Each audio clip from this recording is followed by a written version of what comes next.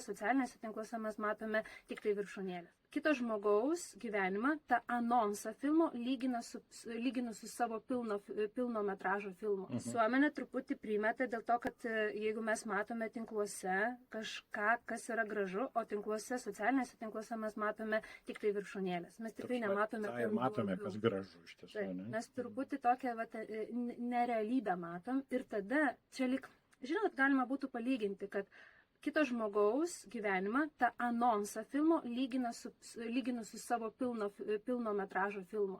Toks nelygiavertis palyginimas ir tada tas anonsas atrodo toks nuostabus, toks įkrautas, o mano galbūt gyvenimas nuobodesnis, galbūt ten daugiau rutinos, galbūt aš ne tiek daug atostogauju, gal ne tiek daug turiu, galbūt mano vaikai ne visada šypsosi ir ne visada yra sutarus.